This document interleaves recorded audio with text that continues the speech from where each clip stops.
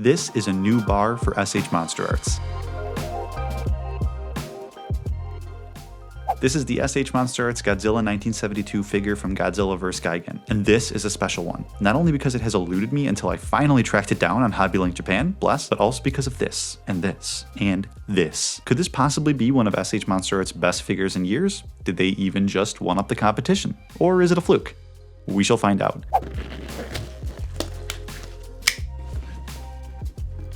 Welcome back to the channel, everyone, and before we get started, if you enjoy these videos, give them a big ol' like and share them around. We are going to reorganize this review a bit because I wanted to unbox this figure properly, so let's do that and knock out accessories as well, since, yes, there is an accessory. In a Monsterarts figure? What? Anyways, yes, there is a second head that is included in this release. Second heads can be whack if it's just mouth open and mouth closed situation, but luckily that is not the case here. The second head has this wicked bloody face paint app that runs down from his forehead to his cheek. Admittedly, it's nothing too crazy, but it is really nice to get an accessory in an SH Monsterarts figure, and I hope this is a standard moving forward. Would have loved to see a new Showa era breath effect, but what can you do? This gets a Showa era, Godzilla-sized thumbs up for accessories. Alright, now let's take a look at the box, and I gotta say, I love the Monsterarts boxes. There's something special about them that is just so pleasing to the eye. We have the Godzilla 1972 print here, a couple of Godzilla logos, including the Godzilla 2024 logo here, the Tamashii Nations and Bandai logos here, Bandai Namco up top here, and something that I can totally read here, but I don't need to tell you what it says because you can read this too, right? I love the 3 slash marks here. I'm a sucker for that sort of thing.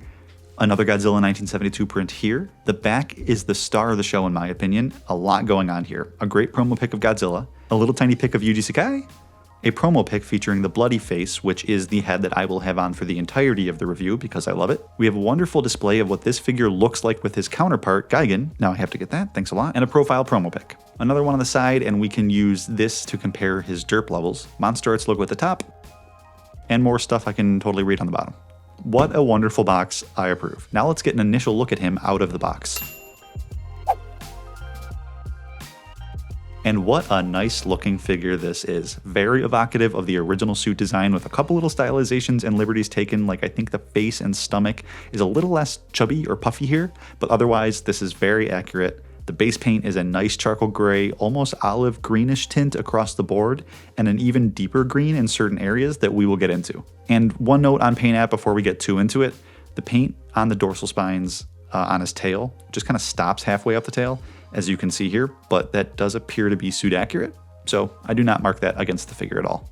The sculpt on this figure is stunning. They nailed the 70s Godzilla suit texture of his skin with a very nice head sculpt that is pretty one-to-one. Obviously, the original is a rubber suit that kind of flops around, so it always looks a tad different, and this is solid, but I think it captures the likeness. I love the pronounced brow ridges. I think the paint job on the eyes pretty much passed the derp test. They are a little off, but still evoke the original suit, and the paint isn't off place or anything like that. It's just right on the sculpt. Also ignore the fact that I didn't perfectly place his head straight on. Just ignore that. Stop looking at it. Turn off your monitor. The head looks great from a profile view, and the neck has those really nice suit looking folds. We love to see it. You can get a better view here of how well the paint is done on the eyes, as well as the runny blood, the teeth, gums, and tongue. The blood is a little more orange compared to the gums. The teeth have a nice weathered bone paint app, although on my figure, the paint doesn't go all the way to the gums, but man, do they still look good. Just individually sculpted teeth. The roof of the mouth has the same reddish paint app with some darker reds for the shading. The hands are sculpted pretty well. That's par for the course for Monsterarts, but it's still nice to see here. The paint app is interesting. That deeper green being heavy in some areas that I mentioned, that comes into play here towards the tip of the fingers, but just before the nails. Speaking of, the nails look fantastic. They have a smooth sculpt with a yellowish bone paint app with a gradient that darkens towards the base of the nails. I love a good gradient. The body of the figure looks good as well, with a nice olive green paint airbrushed onto his chest strip. Even with the cuts, they managed to still get those subtle suit folds into the sculpt. I just love how deep the skin texture is on these Monsterarts figures. Never gonna stop loving that. It's foot fetish time, folks, and these Tootsies do not disappoint. They feature nice puffy pigs with, I'll stop, I probably won't. Anyways, they have the same deeper green paint towards the end of the toes and the same great gradient paint job on the nails. The tail. Oh baby, we will get back into this, but for now, just know it has a nice sculpt with minimal gaps between the articulation points. The dorsal spines I am very partial to, not only because they look wonderful, are sculpted to be sturdy and thick, and have a sweet silver paint app, but I just personally love this version of Godzilla's spines. I love it when they have a color at the end, but the center of the spines still have his skin texture and paint. It does seem that the silver paint bleeds into the center a bit, or vice versa, but your mileage may vary. And here's a closer look at the blood dripping down his face as he gets slashed by Gigan. Like I said, it's a little orangey. I wish it was a little more red, but it still looks good, and if you have a knack for painting, easily fixed. Okay, Sculpt and Paint app are going to get a Godzilla-sized thumbs up each. Even the Teeth Paint app being a tad off in regard to not going all the way to the gums, it hardly takes away from the fact that I look at this figure, I know exactly what version of Godzilla this is, and feel so excited to pose this guy on my shelf. This is a stunning looking figure, and I cannot wait to see more Showa-era Godzillas with this level of love put into it. But all that said, this is only second to what makes this figure special and what makes it a new standard for SH Monsterarts moving forward.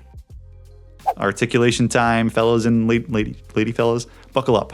Godzilla 72 can look up about this far. He has an articulated dorsal spine here on a hinged joint for clearance, and he can look down this far. Okay, pretty standard so far. His head and neck have fantastic articulation on a series of ball joints, allowing him to wobble his head around like this. He can spin his head all the way around, not creepy at all. His jaw is on a ball joint, so don't fret if he looks derpy, that's an easy fix. His neck can wobble about this much. His chest can twist like this and crunch like this. His waist can about this much. And there is his full ab crunch. You can do more with some force, but you can test those limits on your own. He can T-pose about this much. Full 360 at the shoulder on this ball joint. His joints kind of just stay wherever you put them. That's the overall theme of this figure. Everything stays put. Some of the best joint tolerances I've felt on a figure in a while. This elbow actually has a ball joint on either side. The wrist is on a ball joint as well. Very nice spread. Lizard cheeks. Oh, and here is the trademarks and whatnot on the bottom of Lay foot. His legs can do this. He can kick forward this much. Backward this much. A ball joint at the knee, which really helps his posability, and a ball joint at the ankle. And now we've come to the piece de resistance. This tail is so smooth. Every segment is ball jointed, perfectly holds any position you get it into, and is weighted spectacularly, giving this figure great balance. An amazing S-curve.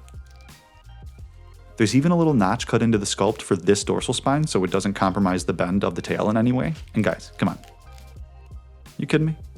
This is about as good as a swimming pose as you can get him into, but this isn't a big deal, a worthy trade-off for how smooth and sturdy the articulation is overall. As you've seen in the review so far, this guy can pose. Oh, and the tail droopage is well handled here as well. If you smack it, it'll go down, but it has enough ball joints to hold in place, so you never feel limited if you need to use his tail to support the pose in any way.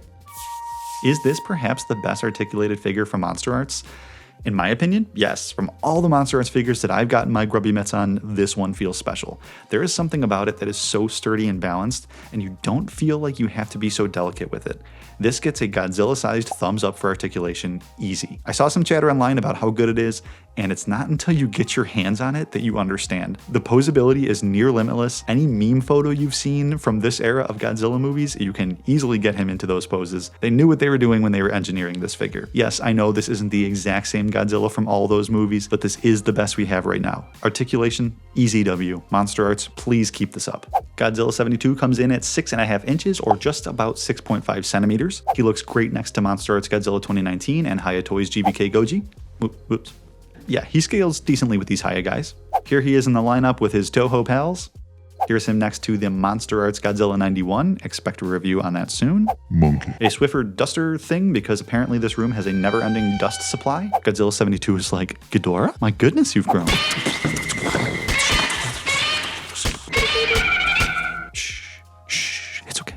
Final verdict time, and I am certain that it comes as no surprise that the SH Monsterarts Godzilla 1972 is a big old W in my book. Excellent sculpt and paint applications, incredible articulation, relatively worthy accessory. This guy is a new standard for Monster Arts, and I cannot wait to see what they do next with this level of quality. Just maybe add more accessories. That's kind of just always going to be my thing going forward. Add more accessories. I imported this figure from Hobby Link Japan for about $111 USD after all was said and done. It looks like Big Bad Toy Store is selling it on pre-order for about $100, so it will come to a similar price after taxes and shipping, just at a later time because HLJ is out of this figure it seems, but there are other options for import. Now let's rate this bastard. You know how we do it here. We rate on 2 different metrics. Is it bad, good, or great? And should you buy, wait, or throw it into Godzilla 72 here obviously is great. I am so happy with this release, and besides a few minor hiccups and nitpicks, I couldn't imagine him being much better. And in this case, it's a buy. An easy buy, no asterisk. Imagine that. There is no other version close to this in the Monster Arts line, so if you are an avid collector of that line, there's no reason not to purchase this figure. Go get it. You'll be freaking pleased about it. Guys, thank you all so much for watching and engaging with this channel. We have been building up a nice community here, and I really appreciate each and every single one of you. Feel free to like, comment, and subscribe. Share this video to any collector in your life, but just know that your viewership is more than enough. And in the words of Godzilla, bye guys.